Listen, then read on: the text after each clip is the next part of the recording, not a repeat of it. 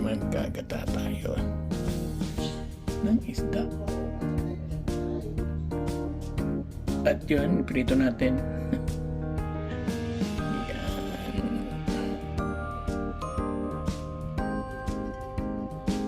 O, na-ready na natin ang ating sibuyas, bawang at luya. Yan, nagpapainit na tayo ng mantika at magigisa muna tayo. So, inuna na natin ang sibuyas. Ayan. At isunod na natin itong bawang. Ayan natin yun.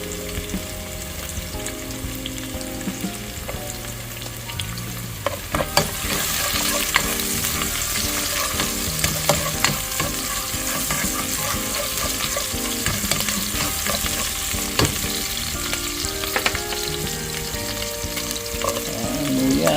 Yan na rin natin. Sige natin bago natin ilagay yung gata.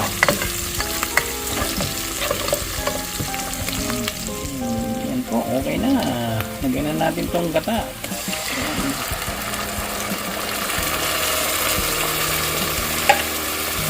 Isang gata, tulog eh. Oh. Sa malamig kasi. Pero lalo pag siya.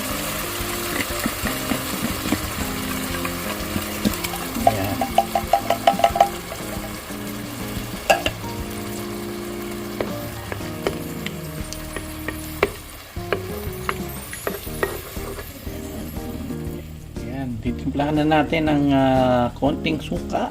Ayan.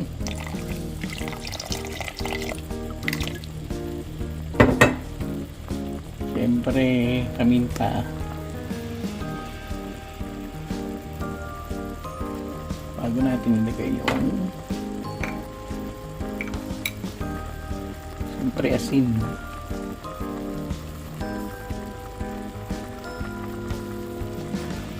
At asukal. Ayan. Ayan din asukal para neutralize yung lasa. Hintayin lang natin yan na kumulo at ilalagay na natin yung ating isda. Ayan, ready na po ang ating gata. Ayan. Ilalagay na natin ang ating isda para mamaya sunod natin yung gulay.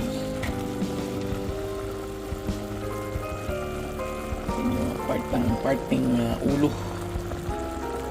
Dalawa kasi yung binili ko eh. Ulo tsaka itong parting buntot. Ayan. Yung parting katawan. Ayun ang ating piprito mamaya. Tutuin muna natin itong ating ginatang. Timplahan natin ng konting patis. Ayan, at medyo kulang sa alat. Ayan. At po. Ready na ang ating gulay. Ayan, nahugasan ko na yan. Ayan, meron tayong dalawang sili. Titingnan lang natin itong isda kung okay na. At ayan. Palagi ko okay na to. Pwede na ilagay yung ating gulay.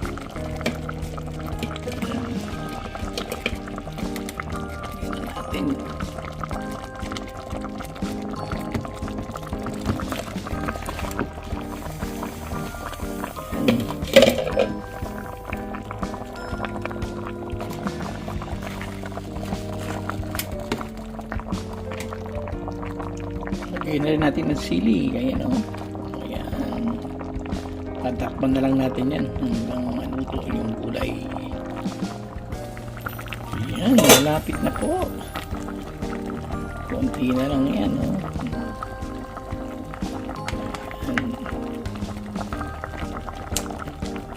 Tapan ulit natin. Ayan. Luto na po ang ating ginataang tilapia. Ayan. Lagyan na natin. Ayan. Thank you for watching. Bye-bye. Thank you.